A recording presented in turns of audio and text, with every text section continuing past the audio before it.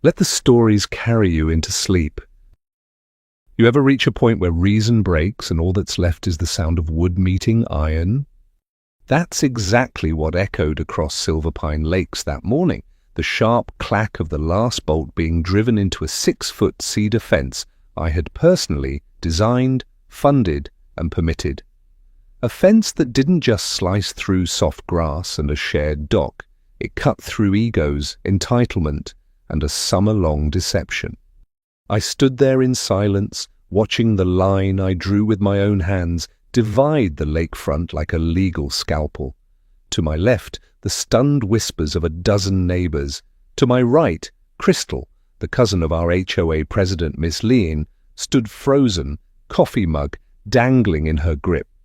Her luxury loungers, now stranded behind panels of wood, her half-finished jet ski ramp, split down the middle like a failed heist gone public. But none of them saw what I saw. They didn't see my daughter's tear-streaked face when Crystal blocked her from walking to the water. They didn't hear the hollow lies passed off as official easement adjustments, or the smug way Miss Lean dismissed my concerns like I was some pesky tenant instead of a property owner. To the rest of the neighborhood I was just Mr. Quiet, the quiet guy with the boat and the law degree. But today I was something else entirely. A man who'd had enough. So yes, I built a fence, not to provoke, not to isolate, but to make a point in the only language Crystal and Leon seemed to understand. Boundaries. As the morning sun climbed higher, neighbors emerged one by one, phones out, mouths open. No one spoke, but everyone watched. Because when a man starts building a wall through paradise, you have to wonder what kind of war came before it. They say paradise doesn't last, but I never thought mine would fall to HOA politics. 5 years ago, I bought my home in Silverpine Lakes for one reason: the lake. That glittering strip of water felt like freedom.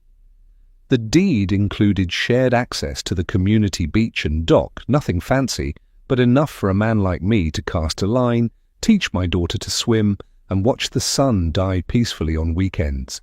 It wasn't just real estate, it was rhythm, it was memory, it was home. Then came Miss Lean. She moved in quietly at first, polite, polished, involved. She brought brownies to meetings, praised flower beds, remembered people's dogs by name. I should have known. 6 months ago, she won HOA presidency uncontested. Within 2 weeks, she rewrote half the rules. She fined residents for leaving lawn chairs out past dusk. She banned wind chimes, claiming they disturbed the wildlife.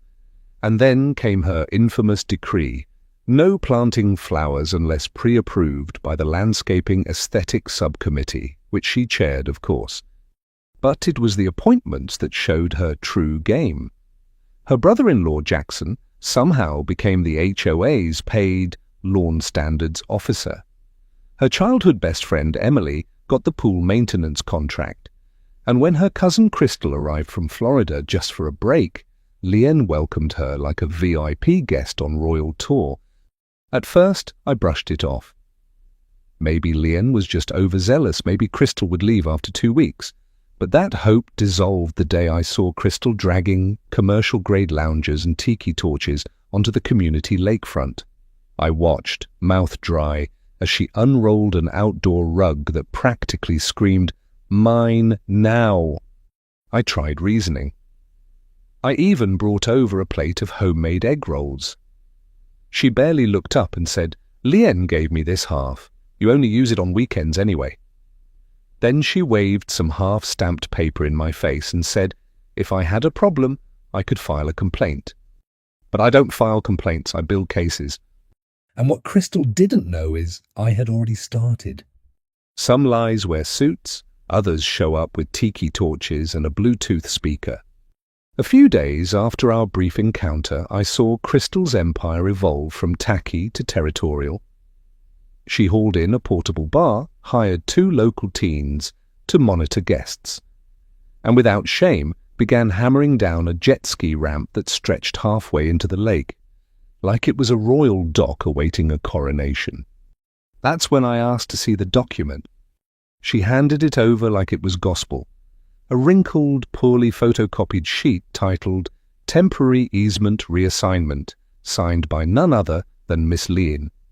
It claimed the HOA board had unanimously approved exclusive use of the eastern half of the lakefront for the comfort and enjoyment of a long-term guest contributing to community spirit.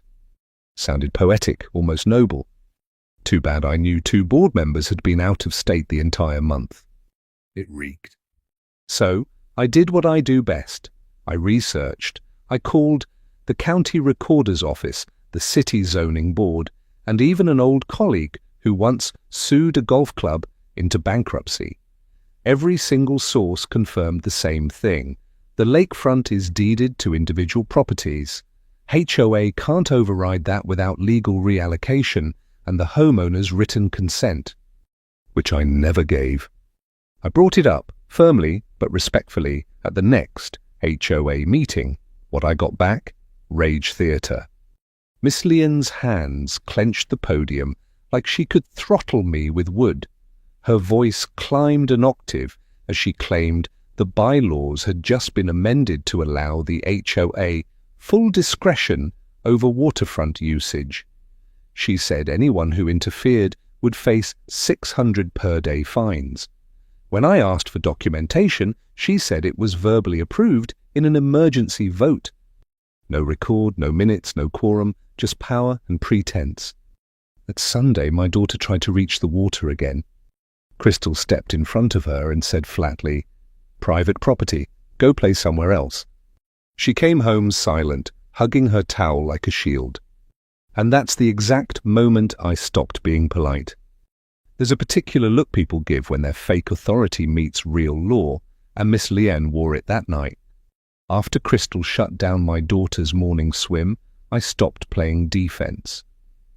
I spent 2 straight nights cross-checking every clause in my purchase agreement, HOA charter, local zoning code, and property records. Every document told the same story. The lakefront was deeded, not managed, not shared, deeded to the adjacent lots, mine included. Any interference, open invitation to a lawsuit. So I drafted a notice, cold, factual, and airtight. I had it delivered via certified mail to both Lien and Crystal. They had 72 hours to remove their furniture, their torches, and their oversized speaker system, or I'd file for injunctive relief, damages, and legal costs. I left no room for bluffing. Their response came sooner than expected. The very next morning, Lien arrived on my porch with Crystal in tow and a third person trailing behind, a man with a messy briefcase and a dollar store tie who introduced himself as their legal counsel. I've met better lawyers in bar trivia. They tried everything. Lien offered to waive my HOA dues for a year if I let it go. Crystal proposed a shared schedule for the lakefront, as if we were roommates arguing over fridge space. The lawyer muttered something about squatters' rights, which earned him a blank stare and an invitation to leave my property.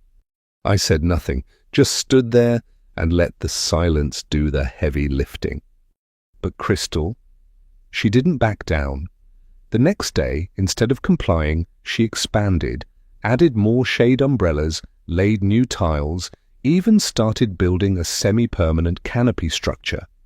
That's when I realized this wasn't just about the lake, it was about control.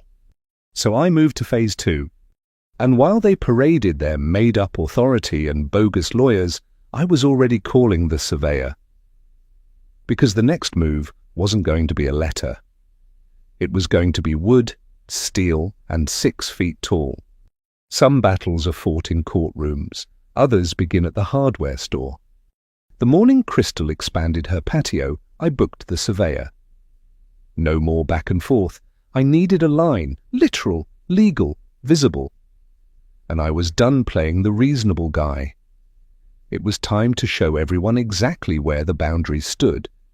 The surveyor came out 2 days later, clipboard in hand, boots sinking into the soft lakeside sand. He marked the property lines with thin orange flags that fluttered like silent warnings. Just as I suspected, Crystal's resort sprawled across both our halves. Her lounge chairs, her tile path, her new canopy, all of it boldly encroaching. She wasn't just taking space, she was declaring territory. I took photos, got them notarized. Then I went to my favorite local hardware store and ordered 200 feet of pre-treated cedar fencing. The guy behind the counter raised an eyebrow. "Property dispute?" I just nodded. "Make it tall," I said, "and make it beautiful." Word spread before I even got home. Half the neighborhood was whispering. Some folks thought I was bluffing, others prayed I wasn't. By sunrise the next morning, I was at the lake with a crew of installers, 3 full tool chests, and city-approved permits in hand. We started at the base of the dock and moved slowly, precisely. Every panel locked into place with satisfying finality. Grass, sand, even the community dock split clean down the middle. It was both punishment and poetry. And for once I didn't feel like the angry neighbor. I felt like the man holding a mirror to power. Crystal stepped out in her robe, steaming coffee in hand, just as we sealed off her tiki zone. Her mug shattered on the deck. Miss Lien showed up 10 minutes later, in full meltdown mode, hair in curlers, screaming about violations, threats, harassment. She even called the police. They came, they looked, they left. Because paperwork speaks louder than power trips and the real war. It hadn't even started yet. The day the fence finished, silence wasn't the only thing that settled over Silver Pine Lakes. Something colder did. Awareness. People stopped whispering. They started remembering. The garden Sarah Chen had once lovingly built, bulldozed for uniformity. The fine slipped under Bill's door for his Halloween decorations, issued at 6 a.m. by Lean herself. The more the fence stood, the more it reflected what everyone had been ignoring. This wasn't a neighborhood, it was a regime. That night, Lien called an emergency HOA meeting. She flooded mailboxes with flyers declaring me a menace, claiming I'd violated community trust, architectural standards, and even caused emotional distress. She promised consequences. She got witnesses instead. The room was packed. I didn't speak first.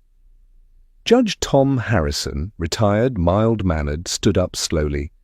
He unfolded a printout of the HOA charter and calmly pointed to the clause that limited the board's power over deeded property, word for word. Then Sarah stood up.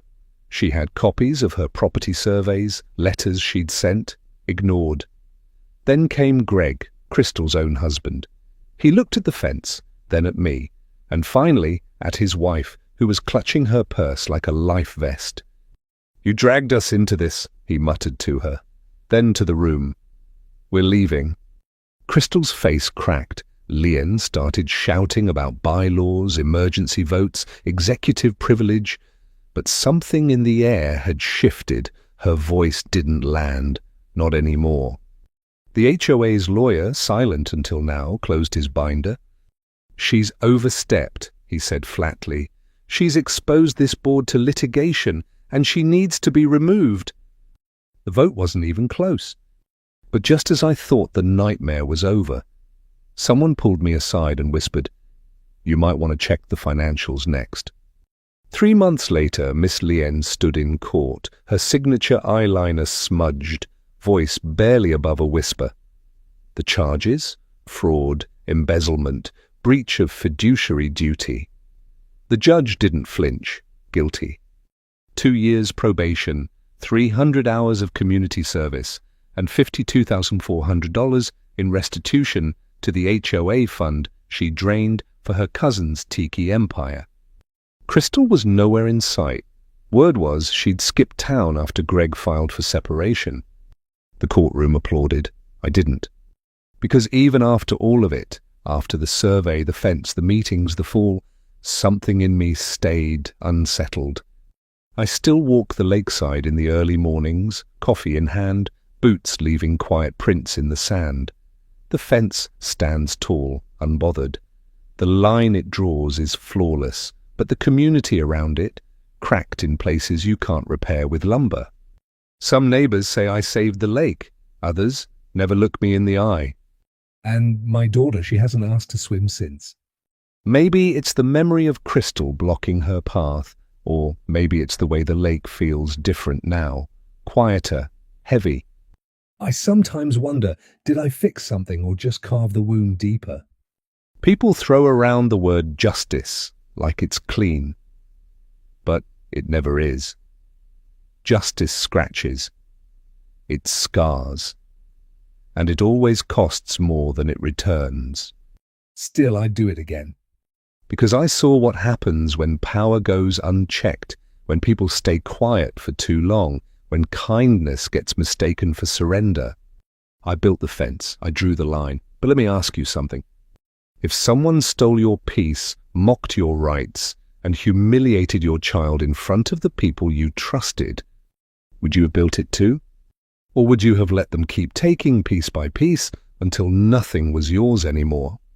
Some fences divide, others defend, but the hardest part isn't building them. It's living on the side that still believes in boundaries.